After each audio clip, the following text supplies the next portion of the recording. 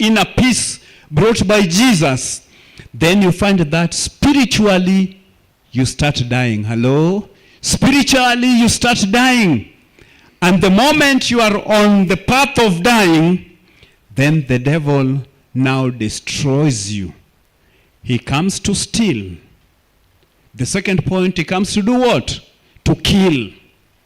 After killing you not only physically but spiritually, then he destroys you completely, together with your family. But Jesus is telling us that I want families to have peace, because I am the Prince of Peace. And I want you to model your families. He wants us to model our families with this ingredient of peace. Because when it comes a second time, is only going to take a united and a peaceful family to heaven. Is not coming for a family that is divided. Is not coming for a family that is spiritually dead. Is not coming to take anyone who knows no peace into a place of peace. And therefore, invite Jesus in your heart to give you peace that surpasses the human understanding.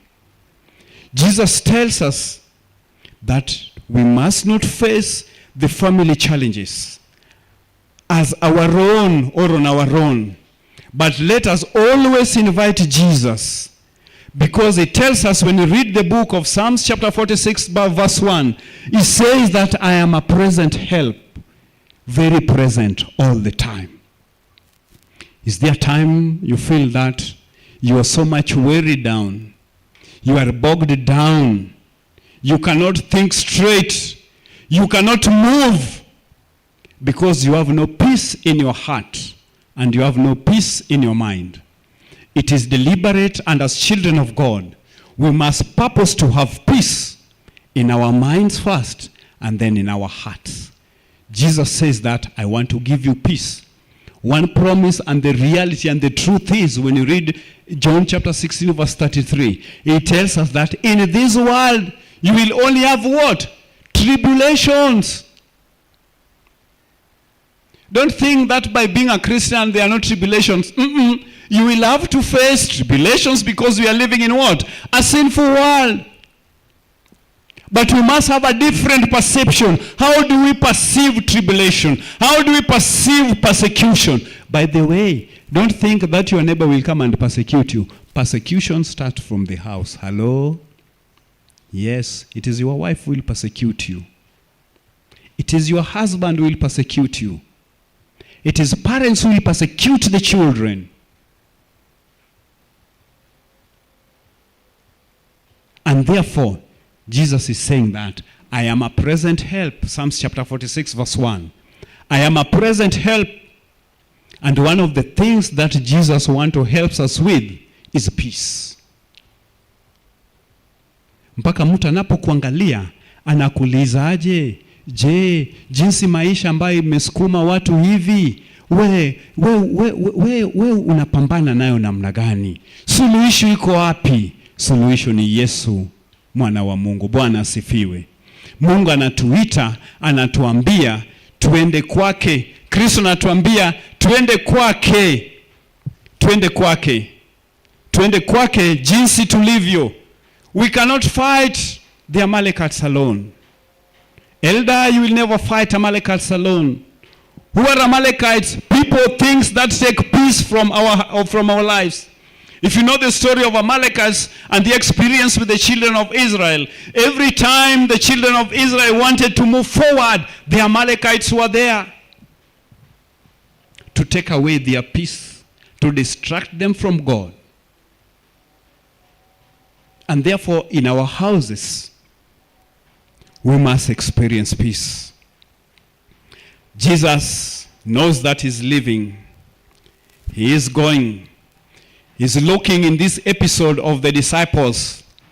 Jesus wakes up when the disciples, Peter and the likes now call him. Peter, who was so much experience on lake issues and on fishing issues. He looks at them and they were having frantic faces, frightened friends. And that is the way we are today in our families. we look so much frightened. We look so much frantic because the devil has already taken away our peace, the inner peace that surpasses the human understanding. And the devil is playing around with us. Jesus looks at them. Jesus looks at the storm. And Jesus is wondering, why is it that they forgot that I was not here? Why did they forget about me for a moment? They thought, just the way sometimes we think that we can handle our family issues without Jesus. Jesus will still be calm and quiet. He will be calm and quiet in your life when you think that you can handle that Amalekite alone. When you think that you can get a solution without Jesus. Jesus says that, give me that heart so that I transform it. Give me that heart so that I put my peace inside it. And he will not just put that peace inside and leave, because himself, he is peace. What Jesus is simply telling us this evening is that let's open our hearts and allow him, invite him to come and dwell in our hearts so that we can experience and enjoy the peace that the world cannot give us. Praise be to God. God is telling us that let us enjoy his peace. Don't fight the world alone. Don't fight the calamities alone. Don't fight the challenges of the families alone. You cannot. You will never succeed. And for us to maintain a healthy mind, we must strive to have peace. And that will make us to be distinct from the world. And when we are so much distinct from the world, that's when the world will look at you and ask you, Elder so-and-so, how are you managing? Brother so-and-so, how are you managing? Amidst all of this, you can still afford a smile. Yes, why? Because Jesus is in my heart. Peace is very key. Peace is very important. And we all know that just before Jesus departed, in John chapter 14, I'm looking at Jesus, is looking at frightened friends, distraught friends who were filled with fear. They were asking, how will it be when you go? In John chapter 14 from verse 1 to 3, the Bible records Jesus gives them, talks and soothes their hearts and tells them not to worry. Jesus tells them that, let not your heart be troubled. You believe in God, believe also in me.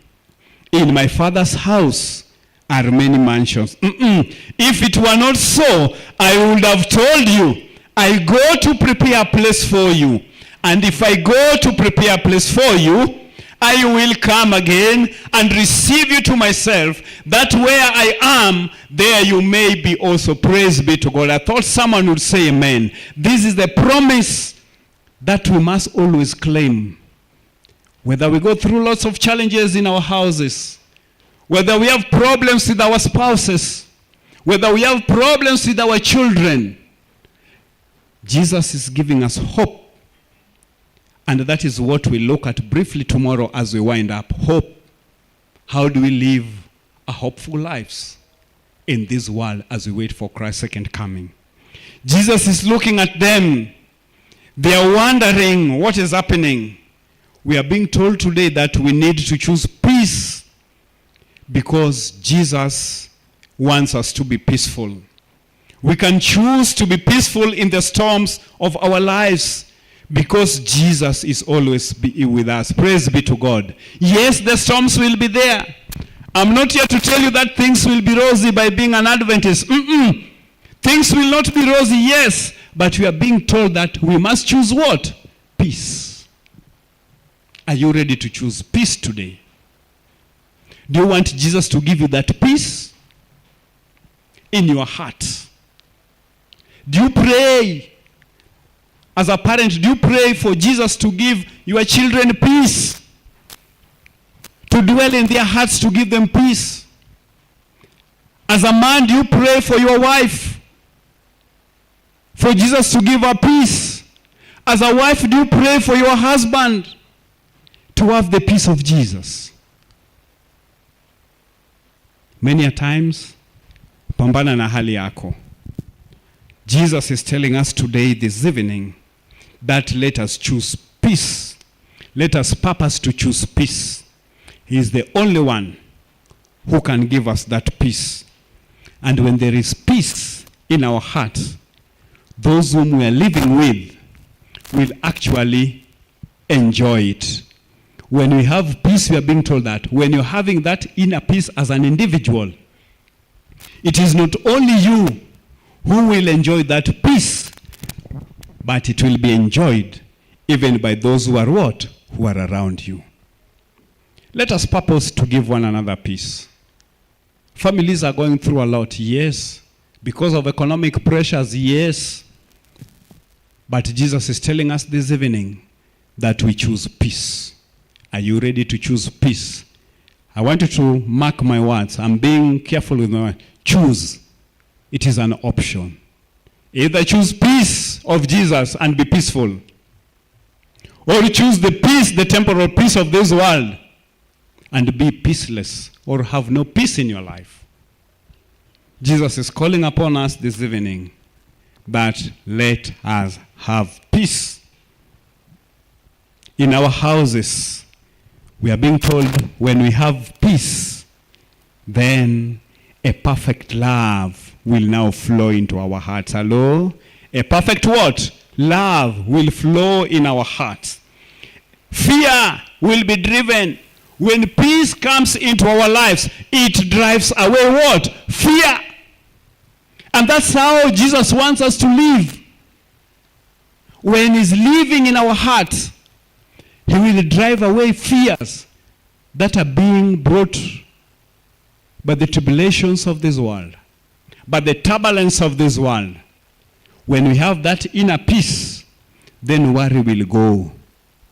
The devil will look at you and says that because the Prince of Peace resides in your heart, he will flee away from you. That is one way through which we resist the devil. By having peace in our hearts. By having a peaceful mind. And when you have peace, as a husband, your wife will be peaceful. When you have peace as a wife, your husband will be peaceful. When parents have peace in their hearts and in their minds, children will be so much peaceful. And this is the right medicine that we need as children of God. God is talking to us and is telling us that let us have peace because he is the Prince of Peace. Because of time, I don't want to go about the effects and the impacts of peace. We all know what a man is all about. I just want to emphasize this evening, the most important thing that we must take home is that we invite Jesus in our lives. We can never be peaceful without Jesus. And that's why he says that I give you my peace. Our key text for today, that is 14:27 John. He says that peace I live with you.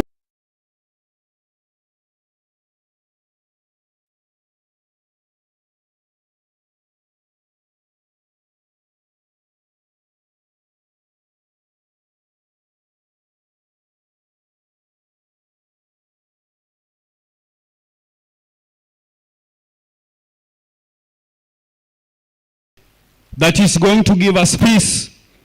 But I'm here this evening to submit to you that the world cannot give us the inner peace. The world will only give you a plastic peace, a cosmetic peace. But Jesus is asking us today that we trust him with our lives, the lives of our children, the lives of our husbands. In the world we'll have tribulations, but in Jesus there is total peace. Is there a family today, being a Sabbath, is there a family that is going through challenges? You don't have to tell me. just write to Jesus. Just write to Jesus, the Prince of Peace. He's saying that he's ready to give us peace. Is there a family? Is there a person in this congregation this evening who is going through lots of pressure and challenges, and you have no peace?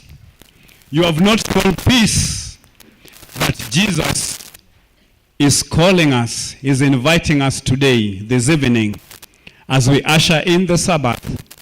Jesus is standing and saying, I want to give you peace. Is there someone like that? Please take a paper and write a letter to your Father who is in heaven, who knows you, who understands you, who wants to give you peace. Ndiposa tukaimba wimbo wetu, mlimani pana mwanga, mwanga wa jua nzuri, shambani na baharini jua tukufu liko, mwanga ulio mkubwa umo moyoni mwangu. Je, mwanga huyo ambaye ni Yesu ako na nafasi katika moyo wako? Iwapo kuna jambo fulani ambayo imekutatiza kama mtu binafsi, leo ningependa niangazie tu mtu binafsi. Manake ni watu binafsi ndio wanawekwa pamoja kuwa familia ama wanatengeneza familia. Je, kama mzee wa nyumba kuna jambo fulani ambayo imekutatiza, imechukua amani na imekupatia stress, hauna mwelekeo, unapoangalia dunia hii unaona kwa hakuna matumaini, Yesu anatuambia, mimi ndiye mwenye amani, mimi ndiye amani. Kwa hivyo ni wakati mzuri wa kumwita ili awe pamoja na sisi. Je, kuna mama katika kusanyiko hii ambaye anaomba amani moyoni mwake? Kuna jambo, tatizo pale nyumbani ambayo imekutatiza, mtu binafsi. Yesu anasema jioni ya leo ningependa niwape amani. Sio jinsi ambavyo dunia inavyopeana amani. Lakini anasema nataka niwape amani ambayo dunia haielewi. That's why Jesus says it is a peace that surpasses the human understanding. Ni amani ambayo inatupatia tumaini la mbingu. Sio jinsi ambavyo dunia hii inatupa nini? Amani. Yesu anasema nataka niwape amani. Na iwapo hiyo ndio ombi lako, ningependa tusimame turudie ule wimbo wetu ambao tulianza nayo, mwanga umo moyoni. Naomba tusimame. Wale ambao wanazidi kuandika, andika. Tutakapomaliza tutafunga kwa maombi.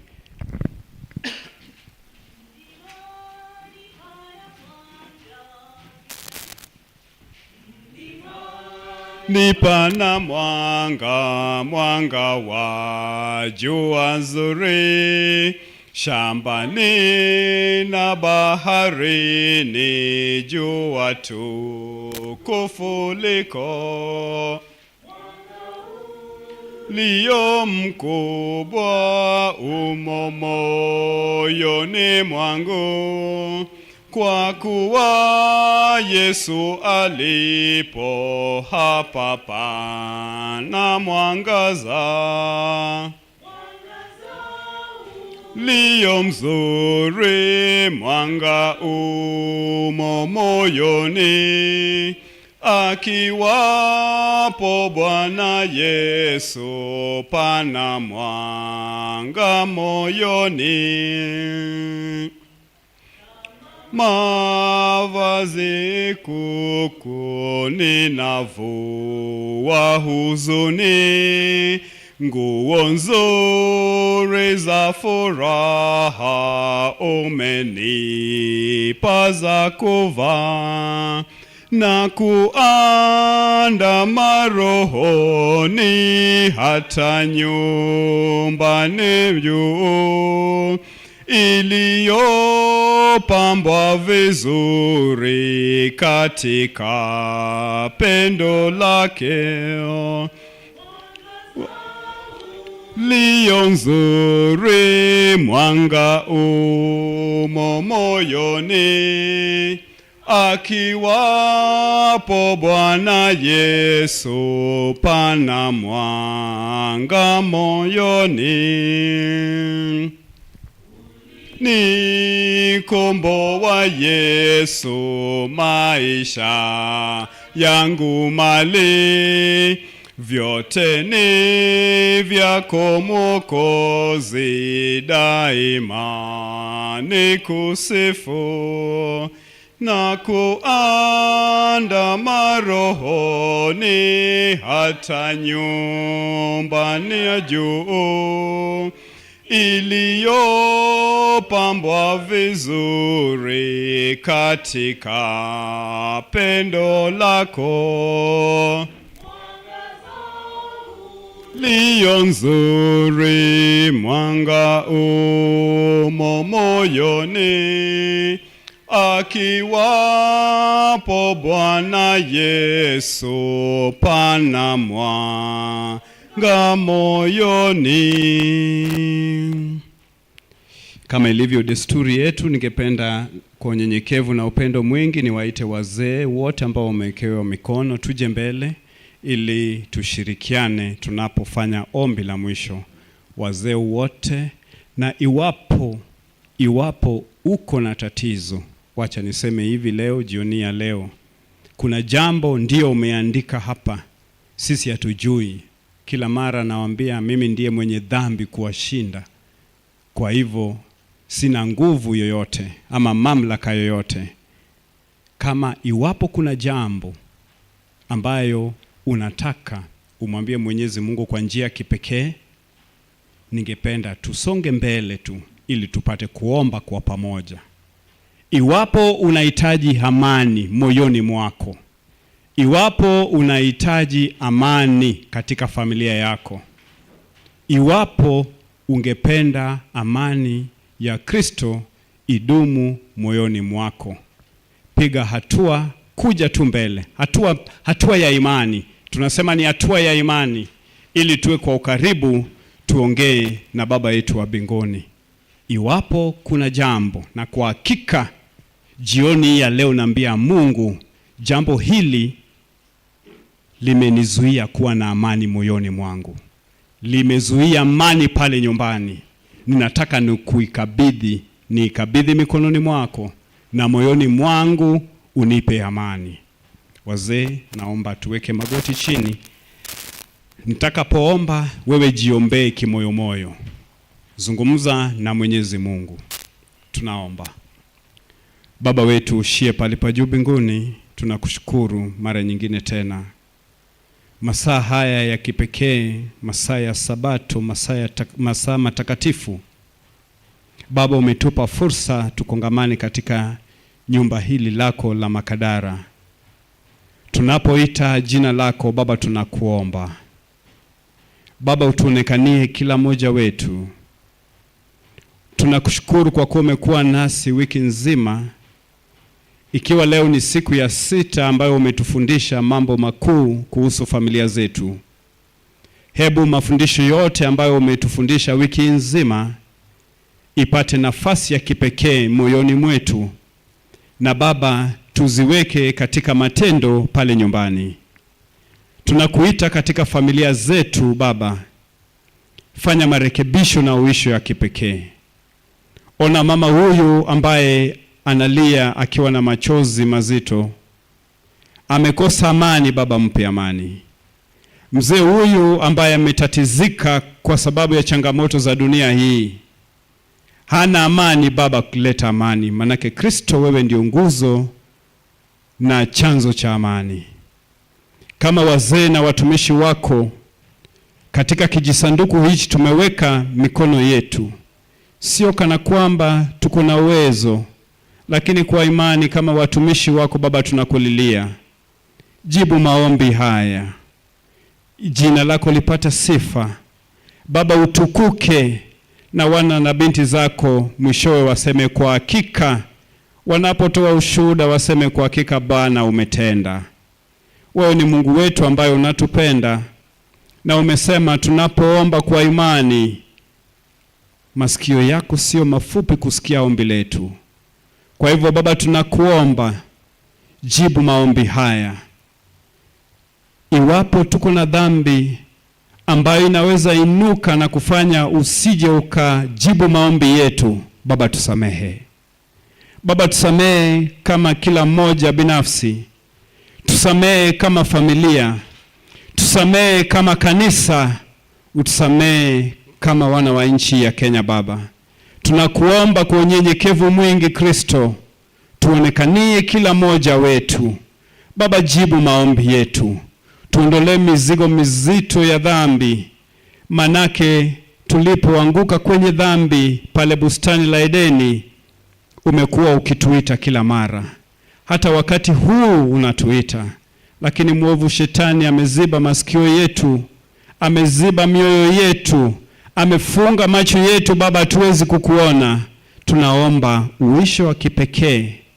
Baba tupe ushuhuda baada ya hii wiki nzima, tuseme kwa hakika tumekutana na wewe. Bariki wazee wa kanisa hili, bariki hata na mchungaji, bariki viongozi wa idara mbalimbali. Baba bariki na washiriki wote. Zaidi ya yote Kristo, ombi letu kuu na tamaa letu kuu ni kukulaki mawinguni utakaporejea mara ya pili. Baba twaomba tusamehe dhambi na makosa, utuondolee mawaa, na Baba jina lako litukuzwe milele na milele. Na kile majina zetu katika kitabu kile cha uzima, utuongoze tunapofumukana jioni tunapoenda makwetu. Twaomba malaika wako watembee pamoja nasi. Zaidi ya yote Kristo, jina lako lipate sifa na utukufu. Tupe amani kwa sababu wewe ndio Bwana wa amani. Tumeomba kwa imani kwa jina la Baba, la Mwana na la Roho Mtakatifu, na kila mtu aseme amina.